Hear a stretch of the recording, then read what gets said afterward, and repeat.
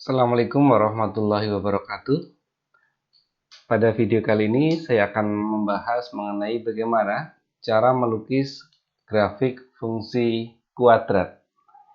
Secara umum ada 3 langkah, namun kita juga bisa menambah langkah yang keempat untuk membantu melukis gambarnya menjadi yang lebih mudah atau lebih baik lagi.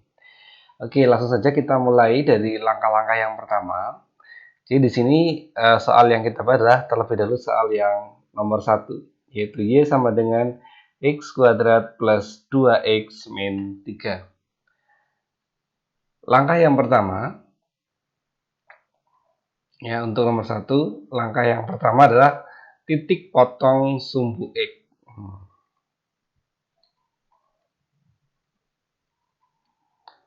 Ya, titik potong sumbu X itu maknanya adalah nilai Y-nya 0. Berarti di sini yang tadinya Y sama dengan, kita ganti Y-nya dengan 0. Berarti menjadi seperti apa? 0 sama dengan X kuadrat plus 2X min 3. Lalu karena ini bisa kita faktorkan, kita buat pemfaktorannya. Berarti X min 1 kali X plus 3 sama dengan 0. Berarti seperti biasa, masing-masing kita sama dengan K0, X min 1 sama dengan 0, atau X plus 3 sama dengan 0.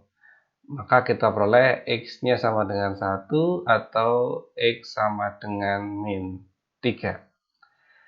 Nah, di sini otomatis karena nilai Y-nya 0, berarti nanti titik yang kita peroleh adalah pertama X-nya 1, Y-nya 0, dan juga X-nya min 3, Y-nya 0.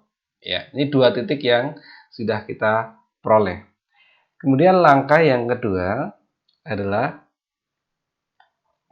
menentukan titik potong sumbu Y. Nah, seperti ini ya.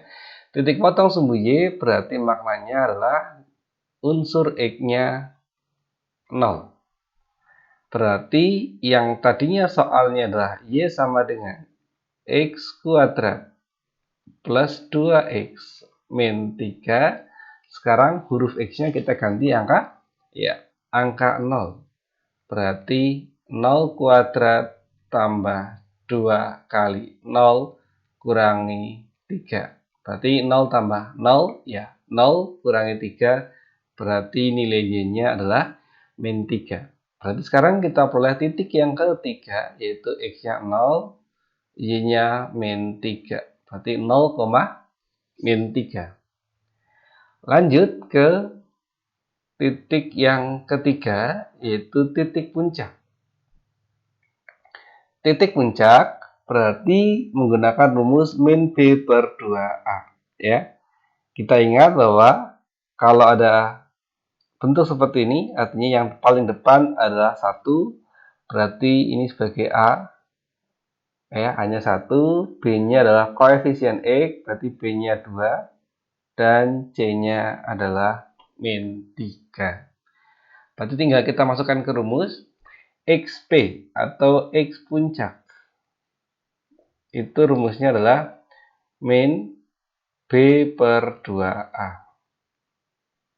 Berarti B-nya sendiri adalah 2, berarti min 2 per 2A, 2 kali 1.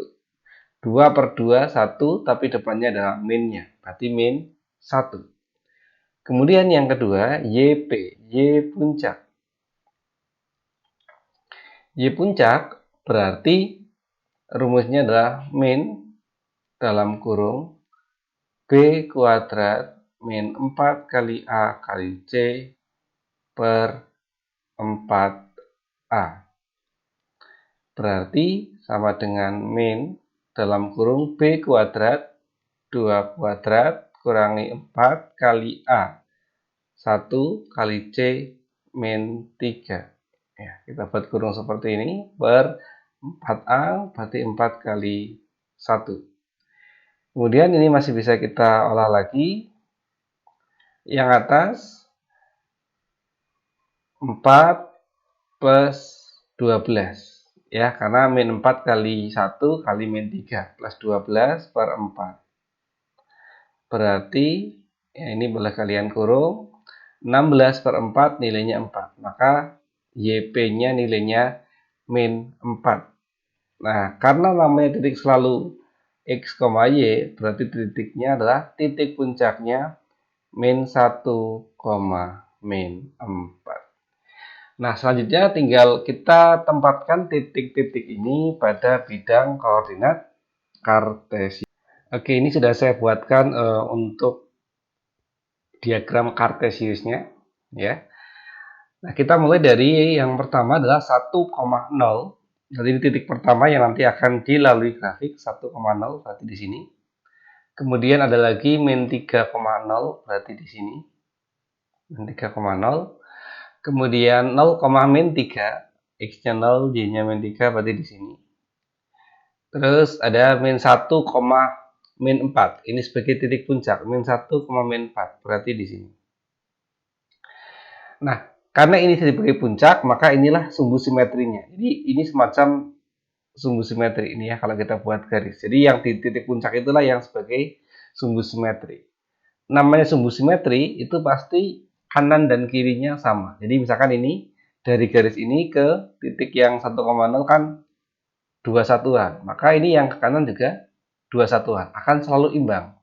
Berarti ini karena ada satu titik di sebelah kanan 1 satuan, maka ini juga sama. Ada sebelah titik yang sebelah kiri 1 satuan. Ini yang dimaksud titik bantu. Sehingga yang biru ini namanya titik bantu. Sehingga kita melukisnya akan lebih mudah.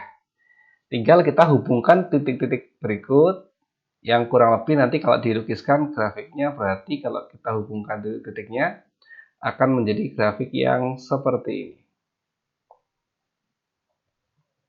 Nah, ya, ini kita buat anak panah di sebelah ini yang bermakna ya ini sebetulnya masih ke sana terus. Ini juga yang kiri ke atas terus, ya. Jadi grafiknya menjadi seperti ini. Jadi umumnya memang kalau grafik parabola atau bentuk kuadrat akan memiliki bentuk parabola, ya. Parabola itu artinya yang seperti ini terbuka ke bawah atau yang sebaliknya terbuka ke atas yang seperti ini. Jadi ada dua kemungkinan, ya. Oke, nah seperti itulah cara kita dalam melukis grafik fungsi yang nomor 1. Nah, itu tadi untuk penjelasan dari soal yang pertama, dari mulai menentukan titiknya sampai kemudian melukisnya dalam diagram kartesius. Nah, tentu dengan cara yang sama silakan kalian bisa mencoba ya untuk yang nomor 2 dan yang nomor 3 sebagai latihan kalian dalam memahami materi melukis grafik fungsi kuadrat. Kurang lebih seperti itu ya penjelasan pada video kali ini. Bila ada kesalahan, saya mohon maaf. Assalamualaikum warahmatullahi wabarakatuh.